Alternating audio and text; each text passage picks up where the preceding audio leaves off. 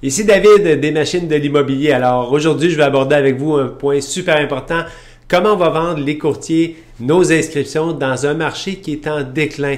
Alors oui, le marché il s'est modifié au cours des derniers mois. On parle depuis le haut du marché s'est retrouvé à peu près en avril 2022 et depuis ce temps-là, on descend une côte tranquillement pour se rendre peut-être vers un atterrissage en douceur en 2023.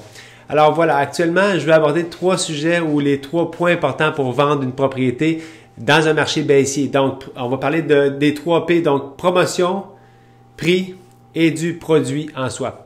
Alors évidemment, c'est un marché qui est compétitif et je le dis toujours, les gens qui sont tombés en immobilier en 2021, les nouveaux courtiers qui étaient dans la période d'enfance de leur carrière, vont devoir transiter très rapidement vers une adolescence et voir un momentum de leur business.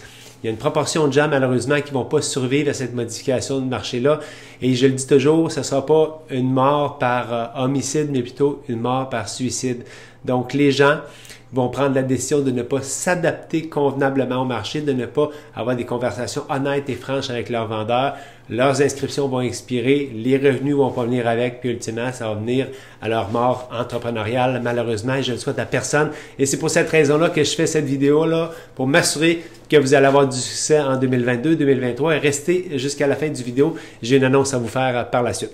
Alors, parlons des 3 P, évidemment, je me suis pris plein de notes parce que c'est important pour moi de vous parler de ça.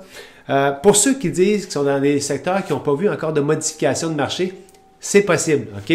La vague s'en vient, on a pivoté à 180 degrés à Montréal pour un marché vraiment tout à fait différent de ce qu'on a connu.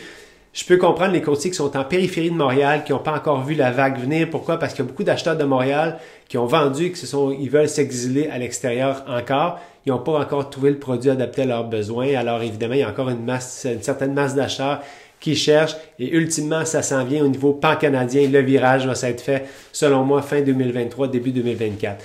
Et aussi, le marché, on parle beaucoup de taux d'intérêt. Oui, il y a le taux d'intérêt, il y a l'emploi, il y a évidemment, tout est instable actuellement, il y a l'inflation, mais il y a surtout la confiance des consommateurs. Évidemment, les acheteurs se sont mis dans bien des cas sur la ligne de côté parce qu'ils n'ont pas nécessairement confiance au marché.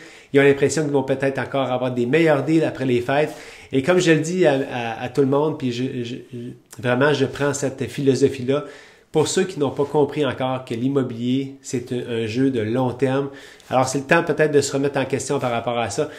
J'achète encore dans un marché actuel parce que je fais aussi de l'investissement immobilier, mais les gens actuellement qui se mettent sur les lignes de côté, dans certains cas, je peux comprendre, mais si vous êtes un acheteur qui voulait acheter en 2021 puis il n'a pas eu la chance, évidemment, parce que c'était trop fou, c'était difficile comme marché, c'est peut-être le temps d'y repenser, de peut-être, vous allez avoir l'opportunité sûrement d'acheter des produits vraiment plus à votre goût, adaptés à vos besoins, sans être en compétition, et vous allez pouvoir enfin faire un premier pas dans le marché immobilier. Donc, arrêtez de vous contaminer avec tout ce qu'on dit actuellement. Si le produit vous convient, vous êtes en capacité, évidemment, de payer, c'est le bon temps d'acheter.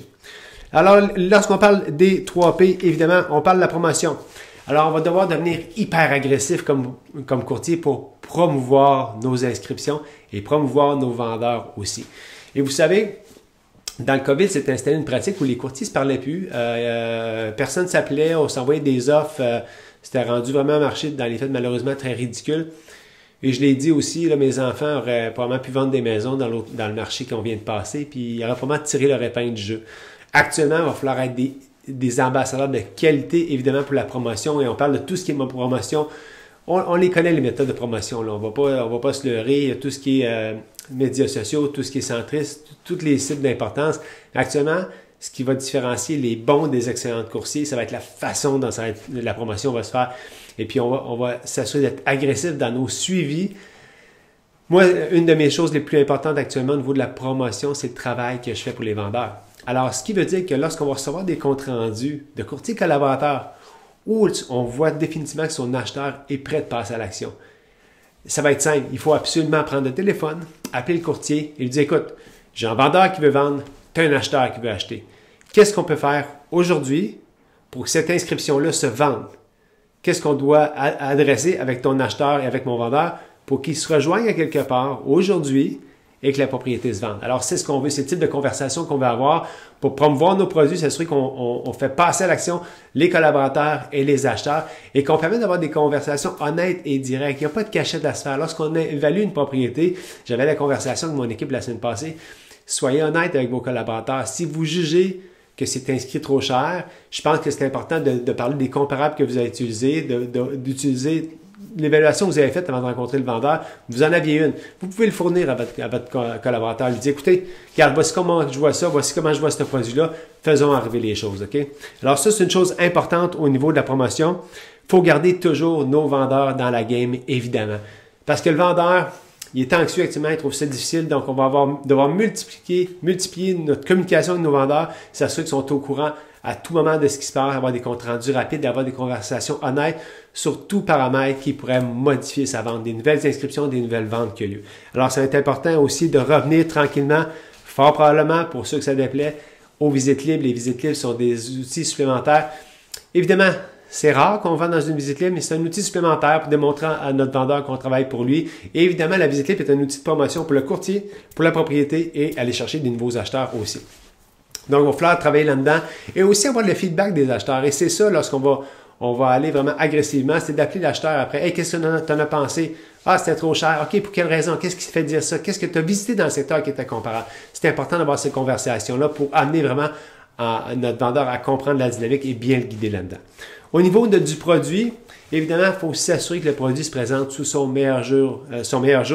On en parlait plus ou moins pendant le COVID parce que tout se mettait en vente. On pouvait avoir des pièces pas peinturées, du plâtre qui restait. Ça pouvait être dans bien des cas le bordel dans la maison. Puis les gens achetaient quand même. Mais honnêtement, c'était rendu ridicule. Et c'est pour ça que je dis que ce marché-là va vraiment déterminer qui est un bon courtier et qui est un excellent courtier. OK? Et les excellents courtiers vont se trouver dans le 1% de l'industrie et les bons courtiers vont gagner leur vie, vont survivre dans ce marché-là. Mais il faut vraiment être excellent au niveau de la préparation des produits. Et c'est pour ça que dans notre équipe, on donne un checklist complet à notre vendeur, intérieur, extérieur. S'il y a des pièces à modifier, s'il y a des choses à faire, on va s'assurer évidemment que le produit se présente sur son meilleur jour. S'il y a du staging à faire, il y a du staging virtuel, lésinez pas là-dessus parce que c'est ce qui va déterminer si vous êtes en mesure de vendre ou ne pas vendre la propriété. La préparation du produit va être exceptionnelle et si on peut dire au vendeur, voici tout ce que je t'ai demandé, voici ce que tu n'as pas fait, c'est important d'avoir des conversations honnêtes avec le vendeur. Il doit sa responsabilité, c'est un travail d'équipe entre le vendeur, évidemment, et son courtier. Je le dis toujours, lorsque j'ai du succès dans une vente, c'est pas juste à cause de moi, c'est en partie aussi à cause de mon vendeur qui a fait son travail, qui a rendu la propriété présentable, puis il a fait que ça a été un succès au niveau promotionnel. Il y a une bonne part de responsabilité au niveau du vendeur, évidemment.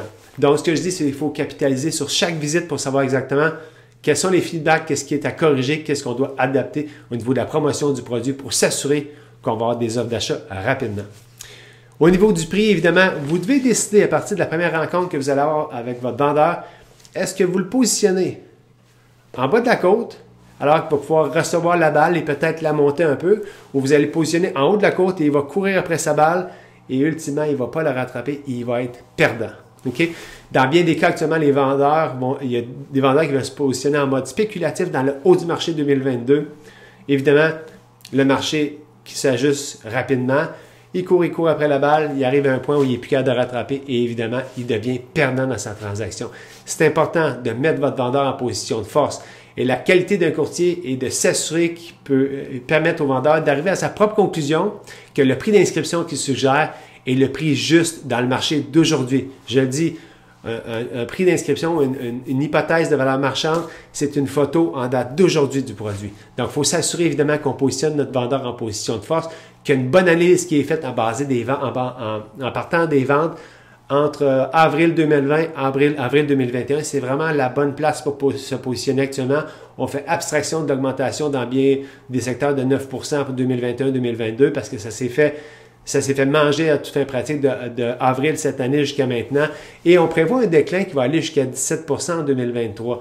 Et là, faites attention, c'est sûr que c'est généralisé. Moi, je pense que les propriétés qui vont perdre ce fameux 17%-là, et j'ai des cas concrets de gens qui ont acheté des maisons à des prix que tu te dis « Wow, ça n'a aucun sens cette vente-là, ça ne tient pas la route. » Et je peux vous dire que si je reverrais cette propriété-là sur le marché, elle se revendrait 150 000 de moins. Et ça, c'est clair et net, OK?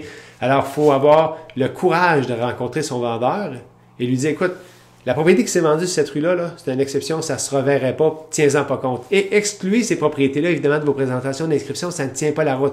Au niveau du prix, vous devez vous positionner vraiment de façon compétitive et encore meilleur marché que la propriété la mieux inscrite dans votre secteur. Allez vous positionner encore de façon plus efficace, vous assurez que vous êtes le choix numéro 1 pour les acheteurs, puis ultimement, peut-être, comme on a vu en 2028, même si le marché était plus au ralenti, il y avait quand même des offres multiples. Si c'était bien inscrit, ça se vendait et ça se vendait peut-être en offres multiples. Donc, pour la prochaine saison, n'oubliez surtout pas les 3 P. Les prix, promotion et produits. Et je peux vous assurer que vous allez ultimement vous positionner dans le 1% de l'industrie qui continue à vendre des maisons et à bien les vendre, évidemment. J'avais une annonce à vous faire. En 2023, on va lancer le programme de coaching accompagnement des machines de l'immobilier. Moi et mon frère Maxime, on a lancé l'équipe Tardif en 2006. On est devenu parmi le 1% de l'industrie au Canada. On a l'équipe numéro 1 chez Royal Lepage au Canada pour 2021. Et on veut enfin faire bénéficier la communauté des courtiers de nos apprentissages, de ce qu'on a fait, des erreurs, des succès qu'on a eu et de condenser ça dans une formation qui va vous être fort utile et va vous permettre évidemment d'accélérer votre processus et votre apprentissage dans le milieu de l'immobilier. À bientôt!